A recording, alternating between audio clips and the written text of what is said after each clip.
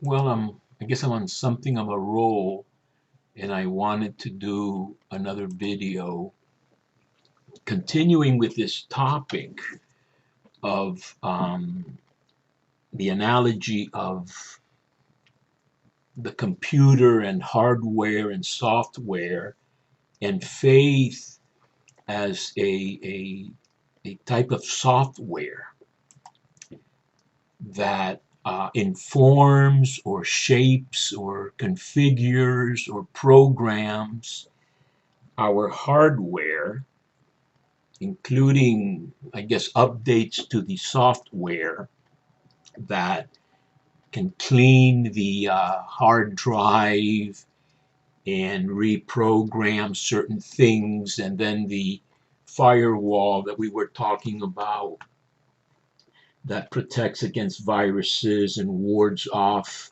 attacks of various sorts, etc. And these days, I'm in a period of spiritual renewal. Uh, it was about time, I guess. I don't want to blame COVID as such, but nevertheless, we have our slumps. And I, beginning with the physical, have changed my eating and drinking habits. And I immediately saw inflammation and weight loss, weight go down in weight loss and other positive things. And then I've returned to daily mass, preceded by about an hour and a half of praying the rosary, meditating before the Blessed Sacrament, which is exposed in this church that I go to. And I have some other periods of prayer, which helps enormously. And I do liken it to this getting good software, updates, etc. One of the things that fascinates me is the discernment of the presence of God in everyday events, in our life as a whole, etc. I do have on my website, under the section Theological Writings, you went to my website by Googling Bible Explainer and Chavez. The actual URL would be bible-explainer.com. It says not secure because I haven't paid an additional amount of money that is required to have that seal of safety. But in the theological writings link, I have various theological writings, and one of them is Reflections on God's Providence and Activity in History, which was published in English and Spanish. In Spanish in the Dominican Theological Journal Anamnesis, and in English in the Josephinum. So, but you have it free on my web page. And I'm not going to, regurgitate or try to remember even what I wrote back then in detail in the famous summer of '97, which I spent in Rome the whole year, but the summer, especially when it's kind of dead in August, I was there the whole time in the heat. I would go to the church of San Pancrazio in the Janiculum Hill where I lived. Villa Pamphili is right next to it. I was studying, etc. And I had time to write, and I finished the second part of my autobiography and this reflections on God's providence and how He acts in history. My autobiography, I don't think, is public at this time. But it may become that. I'm not even sure if it is or isn't, or if it will or will not. But what I do say in this article is that God is spirit, and it is very hard for us to know how spirit acts.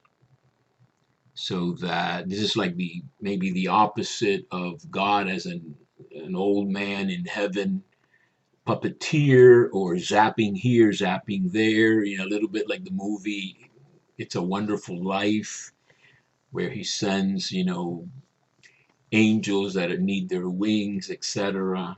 He's kind of keeping track of what's going on the earth. That's why in my last video, I mentioned that I have 2 videos on reality as a slideshow. In other words, we are human beings, obviously, and like animals, we do have eyes and retinas and all that, and we perceive a reality. And we think it's pretty solid. And there are these, theories, Einstein and all those kinds of theories that I don't know that much about. Theory of relativity and how you can travel back in time or something. But what I really want to focus more on is on the idea that, for example, in healings, I've studied the healings in Lourdes. 60 Minutes just had a wonderful program, one of those 20-minute segments on the medical board at Lourdes. And I've read 2 books just on the cures. One is an old book from the 1920s or something in French, and then I read another book in French on the cures up to the year 1989. The first book, the older book, was probably even more of an impact. It's a longer book. And there you deal with real physical stuff regarding bones and regarding hard tissue, if you will, or hard matter in the body. The opposite of psychosomatic or an ulcer or even maybe lupus or something. Although lupus can be incredibly physical. So what I'm saying is, when you look at, and if you believe there are such a thing as miracles, which probably plan C, not the first resort is to think of a miracle. And apparently 1% of the cases in Lourdes have been declared miraculous by the bishop after the medical panel, very qualified and very objective, has said we have no explanation for this. And then there's criteria, suddenness and documentation before, during, after, long-lasting effects, etc. But what I saw in that first book, and I forget what it's called, I can go and find it if I wanted to in my room. Tremendous, healings of, cures of very physical things that were, it's impossible to explain how that changed in such a manner. And that's where I get into this slide show idea that, and I want to be very specific, because when we think about, when I look outside, I see a house and things like that, it's not an illusion. It's not like God has a slideshow and then he could just remove that house with a change of slides, but in a sense he could. If you look at the healings, you have documentation, x-rays, all kinds of things regarding an anomaly of the bones, for example, as I recall from that book. Twisted bones, things that are physically impossible to change, just like I have arthritic fingers. That would be very difficult to have this disappear, these bone growths and bending of the bone, etc.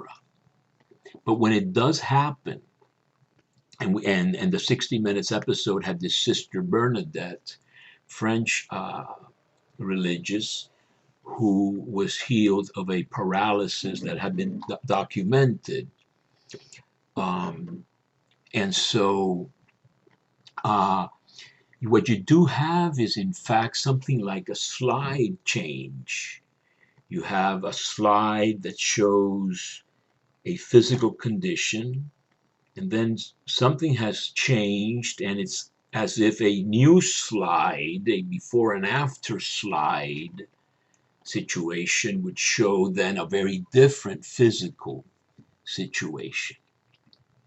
And so this is what I mean by God acting as spirit is incredibly mysterious if you have faith. And this is where you get also into this ESP thing that I was talking about with my friend the other day regarding premonitions of death. This friend of mine,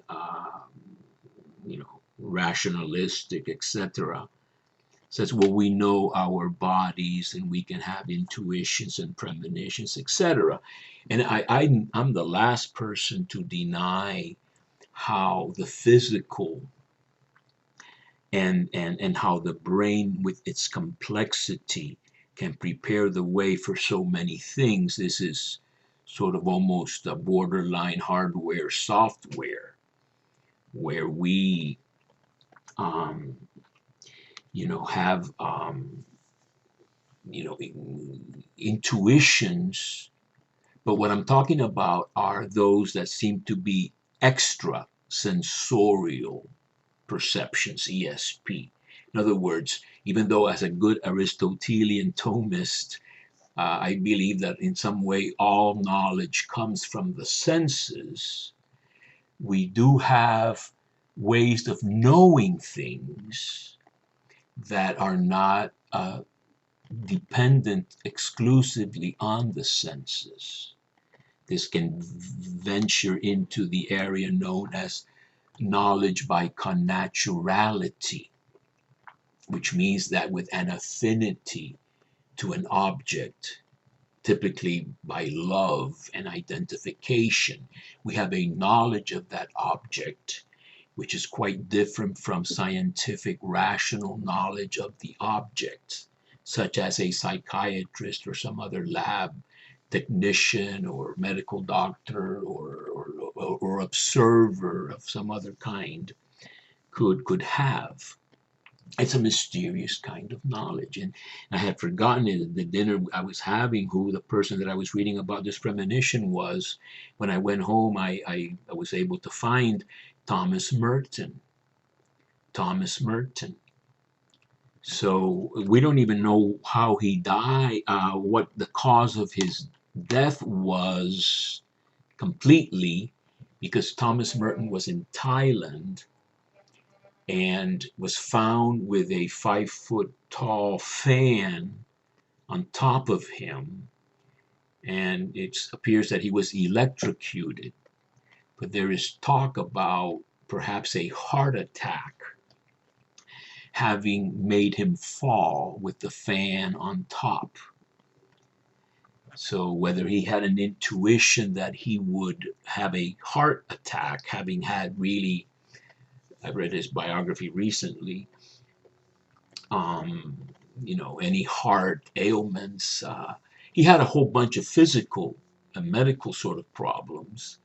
But okay, you could say that, and I'm not using that case as an extrasensory perception case, but what I'm saying is that you can have these intuitions. My mother had them, even though in her case, clearly, she could have read her body and said, I don't have much longer to live. And she predicted it almost to the day, in a sense.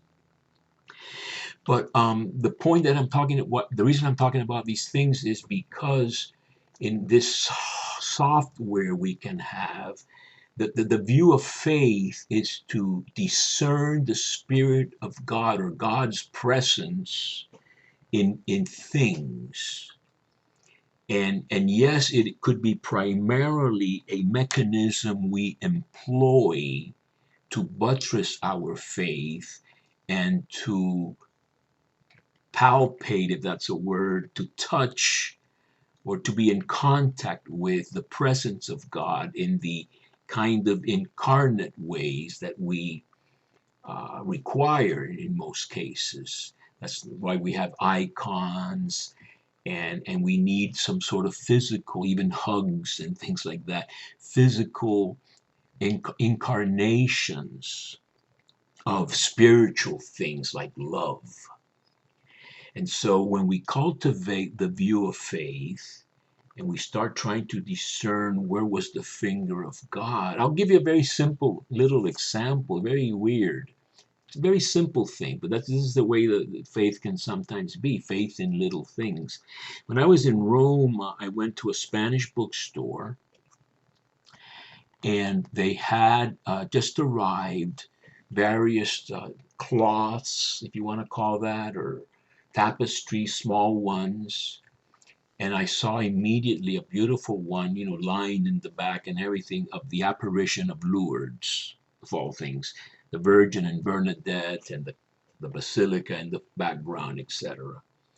And I said, I want to buy this. They said, you have to wait. I said, how much is it? They said, we don't know yet. Or then I saw that it said 15 euros. And I said, can you sell it to me for 15 euros? And they said, yes. And then I went back, and kind of cheap person. I did get it for the 15 euros. And I had it outside my door in the seminary when I taught. I was able to sew like little hinges on top, and I could hang it in some nails or whatever I put on the door to hang it. When I stopped working at the seminary and came back to my home, it was lying on my guest bed, and I said, this is a beautiful tapestry, but I have no idea where to put it. And that lasted for a couple of years, 2 or 3 years.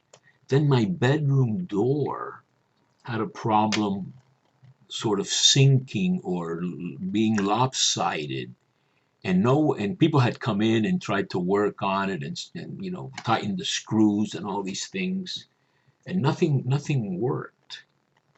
And what it had was a very heavy mirror that somebody had installed there probably 30 years ago or 20 years ago, before I even moved in.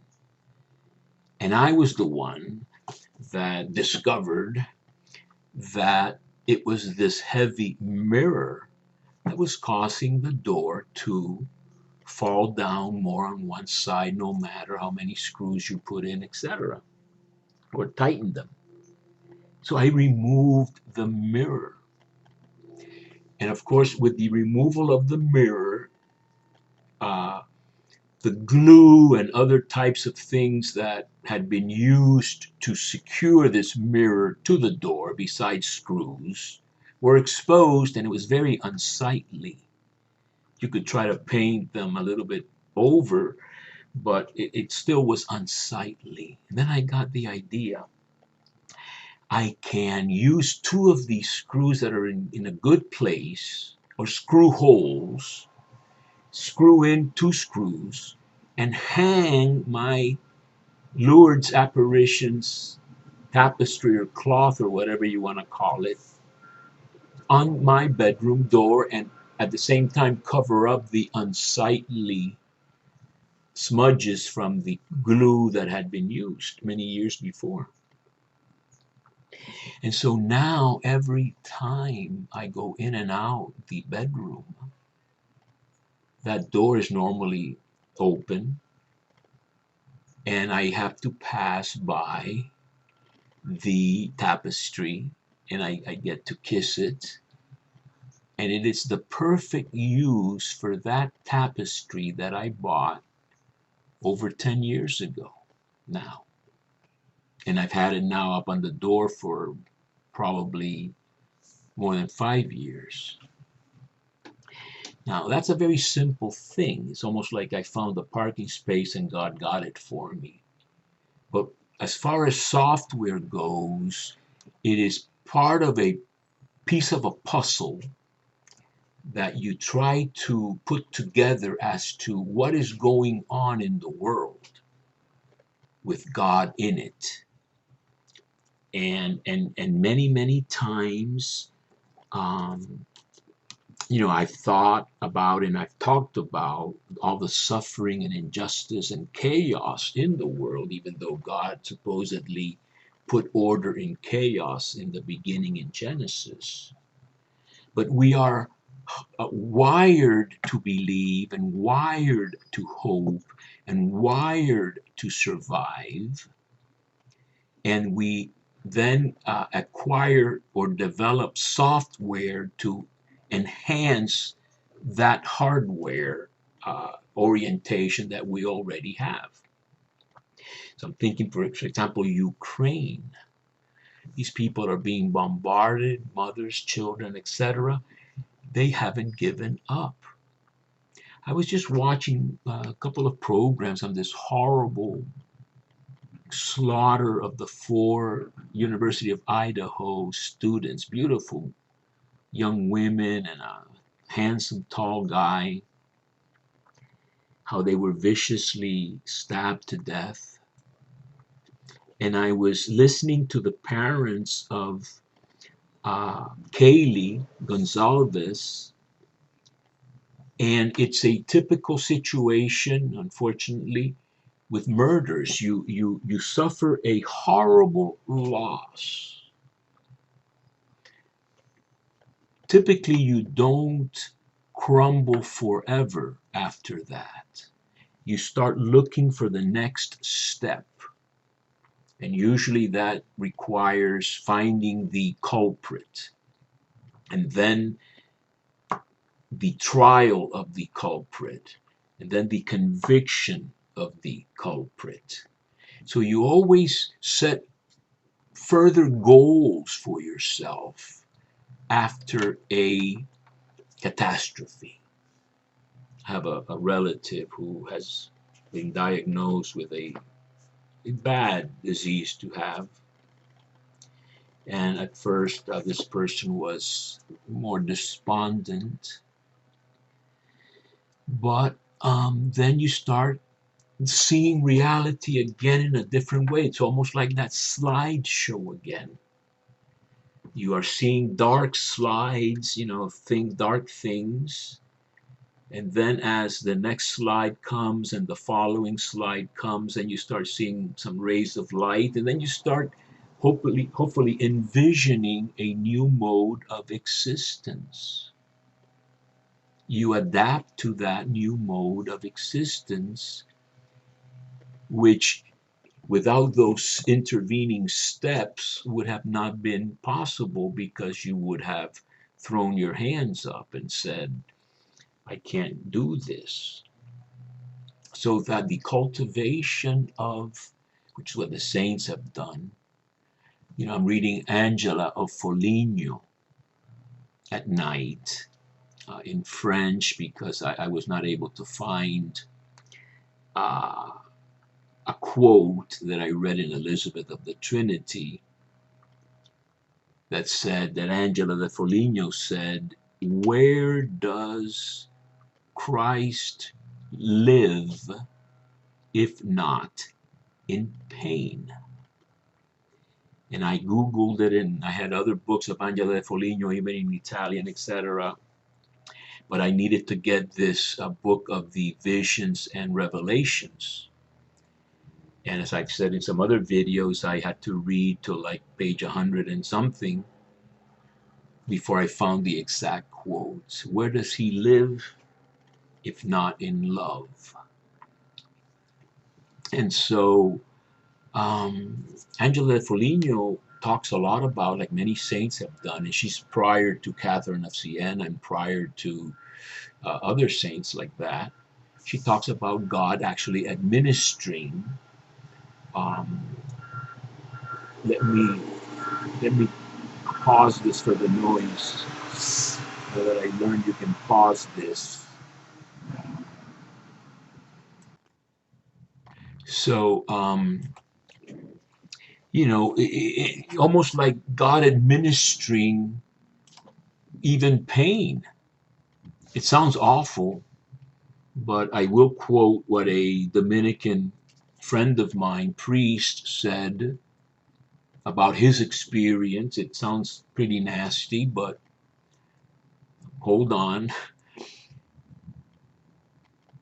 And I've seen it confirmed from other cases. People that are non-believers, people that have little interest in God,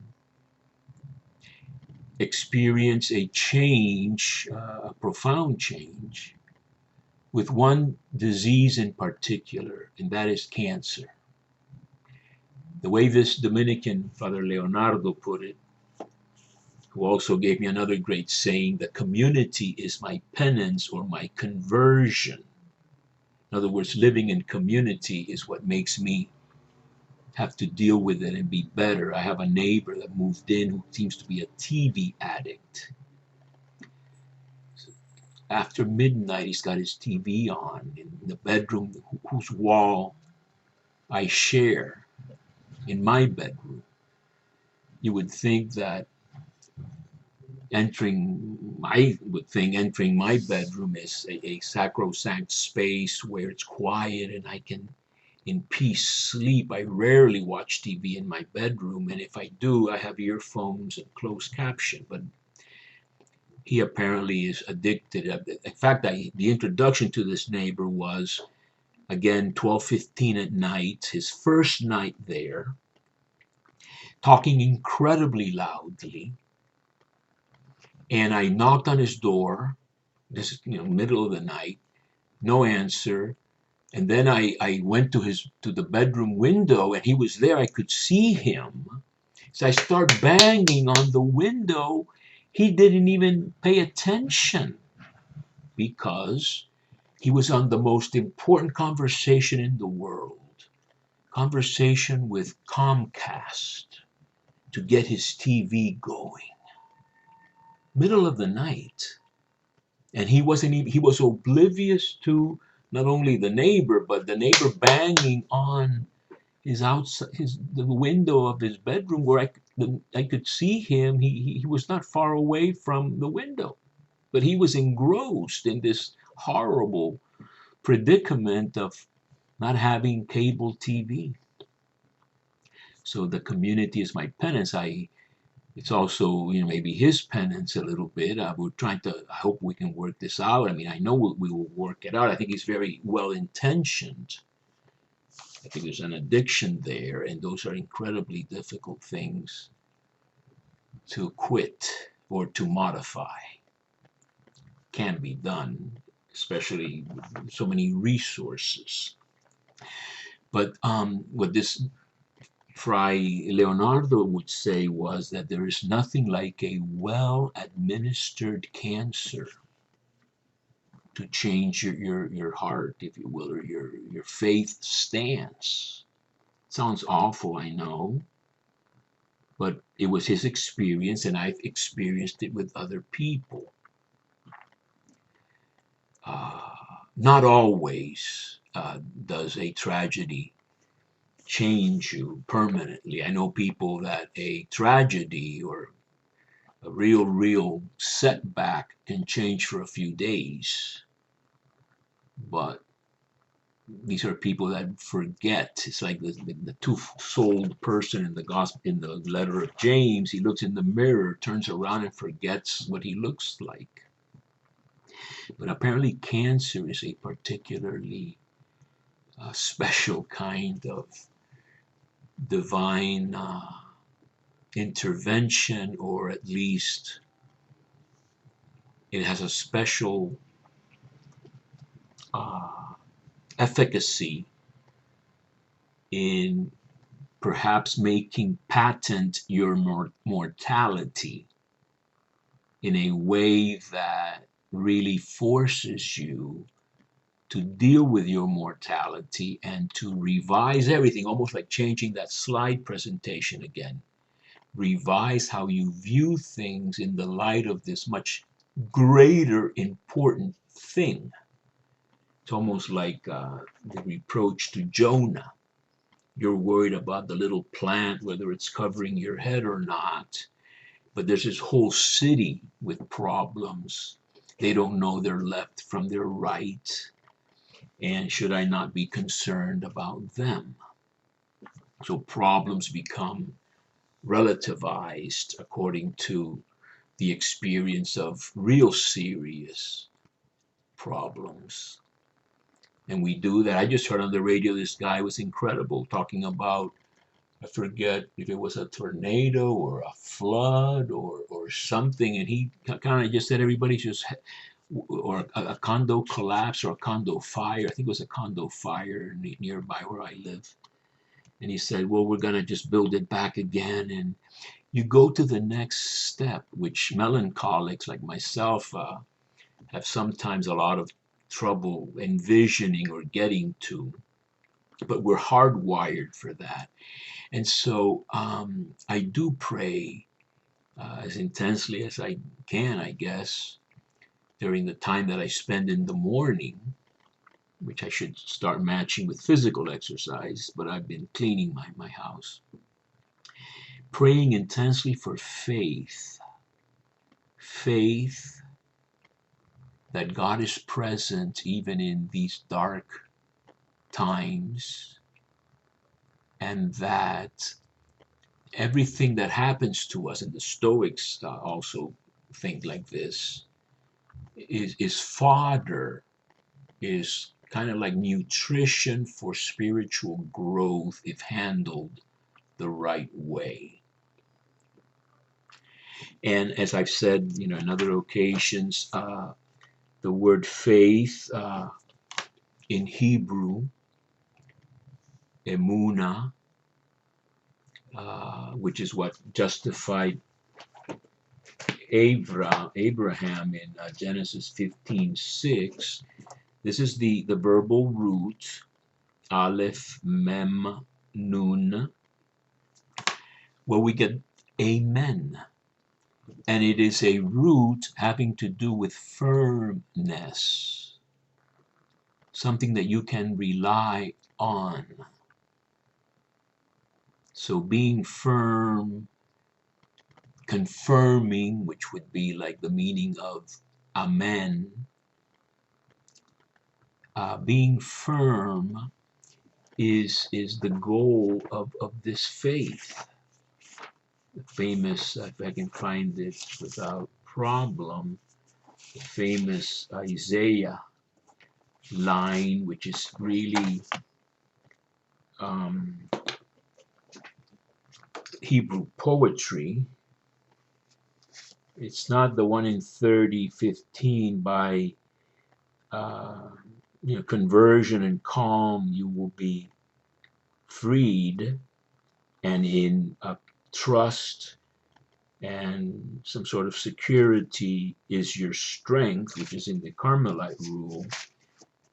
I hope I can find it. The actual one that has this pun has to do with faith. If you do not have faith, you will not be firm. See if I can find that with some easily. In Isaiah 7, in this, I guess, the Syro-Ephraimite war, Israel is very afraid, and the prophet says in Hebrew, Im lo ta'aminu ki lo te'amenu. If you, or unless you believe, or unless you are firm, you will not be firm. Two forms of the root, the hifil and the nifal, if I'm not mistaken.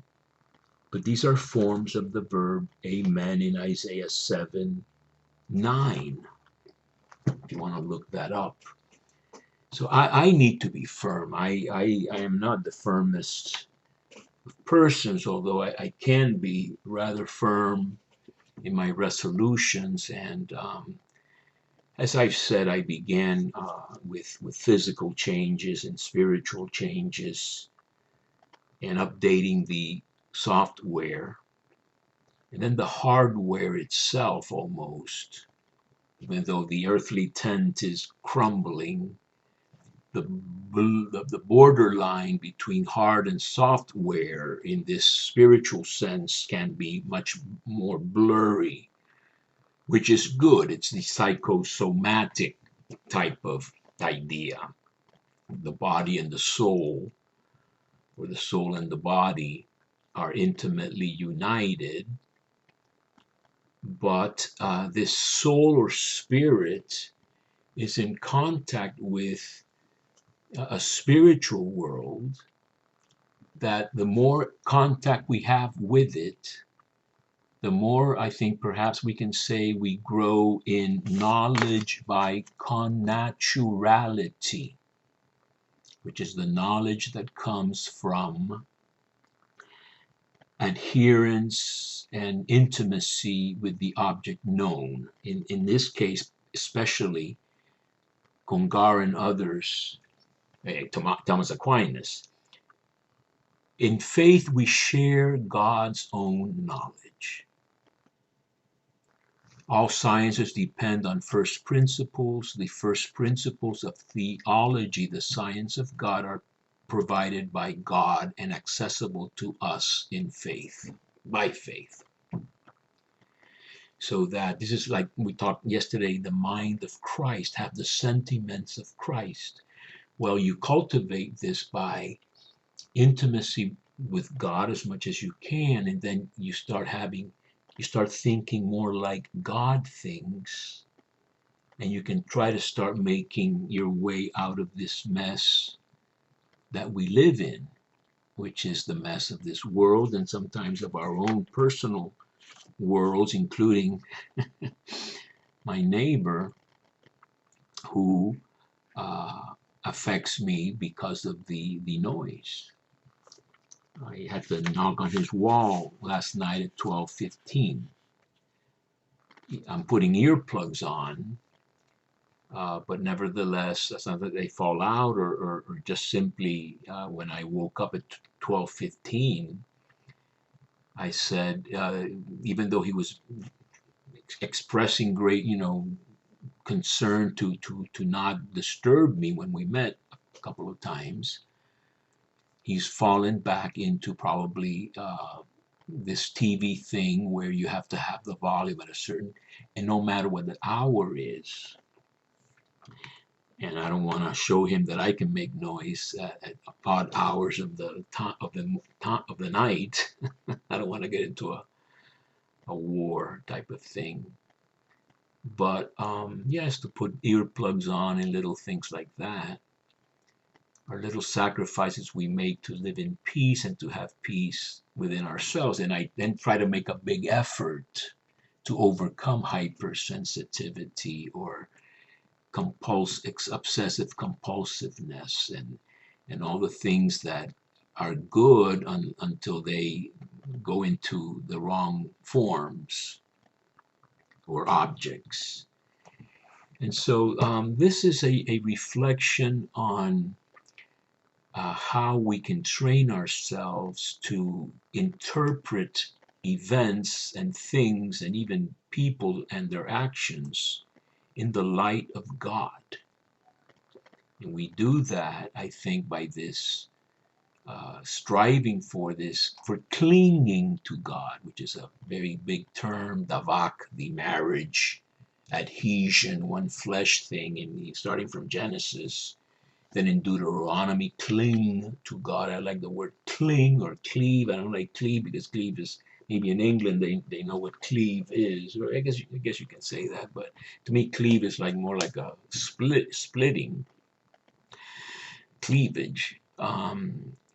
And then I think in the letter to the Hebrews they talk about not letting bad things cling to you. I think from Deuteronomy itself.